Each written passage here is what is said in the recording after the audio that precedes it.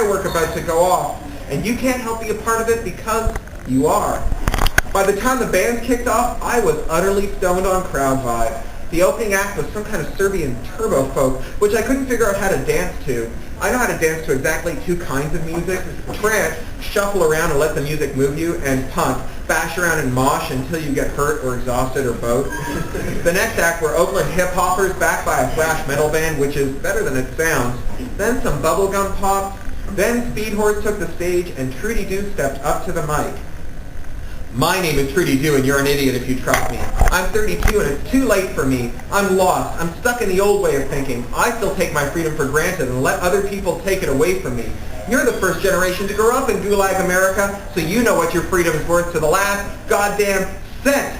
The crowd roared. She was playing fast little skittery nervous chords on her guitar, and her bass player, a huge girl with a dykey haircut and even bigger boots and a smile you could open beer bottles with, was laying it down fast and hard already. I wanted to bounce. I bounced. Ange bounced with me. We were sweating freely in the evening, which reeked of perspiration and pot smoke. Warm bodies crushed in on all sides of us, and they bounced too. Don't trust anyone over 25, she shouted. We roared. We were one big animal throat roaring. Don't trust anyone over 25. Don't trust anyone over 25. Don't trust anyone over 25. She banged some hard chords on her guitar, and the other guitarist, a little pixie of a girl whose face bristled with piercings, jammed in, going wheedly-wheedly-dee way up high past the 12th fret. This is our goddamn city. It's our goddamn country. No terrorist can take it from us for so long as we're free. Once we're not free, the terrorists win. Take it back. Take it back. You're young enough and stupid enough not to know that you can't possibly win, so you're the only ones who can lead us to victory. Take it back. Take it back, we roared. She jammed down hard on her guitar. We roared the note back, and then it got really, really loud.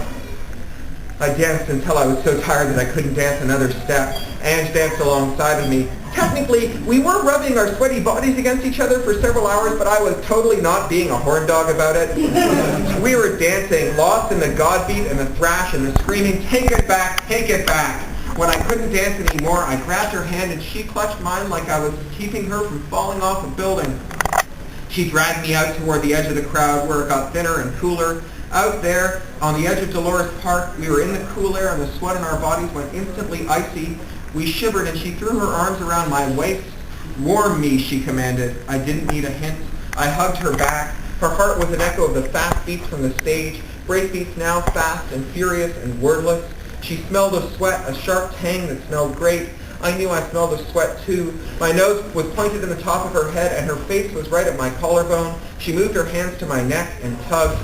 Get down here. I didn't bring a step ladder, is what she said, and I tried to smile, but it's hard to smile when you're kissing. Like I said, I've kissed 3 girls in my life. 2 of them had never kissed anyone before. One of them been dating since she was 12, but she had issues. But none of them kissed like Ange. Not here, she said. Let's move over there. She pointed across the street at the big white church that gives Mission Dolores Park and the mission their name. Holding hands, moving quickly, we crossed to the church.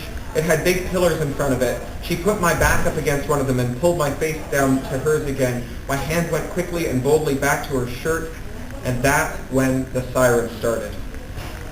They were louder than anything I'd ever heard, a sound like a physical sensation, like something blowing you off your feet, a sound as loud as your ears could process, and then louder.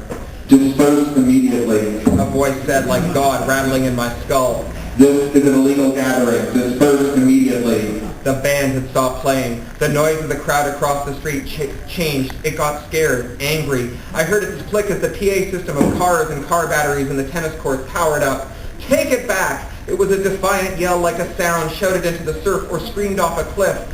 Take it back! The crowd growled, a sound that made the hairs on the back of my neck stand up. Take it back, they chanted. Take it back, take it back, take it back! The police moved in line, carrying plastic shields, wearing Darth Vader helmets that covered their faces. Each one had a black truncheon and infrared goggles. They looked like they were soldiers out of some futuristic war movie. They took a step forward in unison, and every one of them banged his truncheon on his shield, a cracking sound like the earth splitting. Another step, another crack. They were all around the park and closing in now. Disperse immediately, the voice of God said again. There were helicopters overhead now. No floodlights, though. The infrared goggles, right, of course. They'd had infrared scopes in the sky, too. I pulled Ange back against the doorway of the church, tucking us back from the cops and the choppers. Take it back, the PA roared. It was Treaty Doo's rebel yell, and I heard her guitar thrash out some chords, then her drum playing, then that big, deep bass. Take it back, the crowd answered, and they boiled out of the park at the police lines.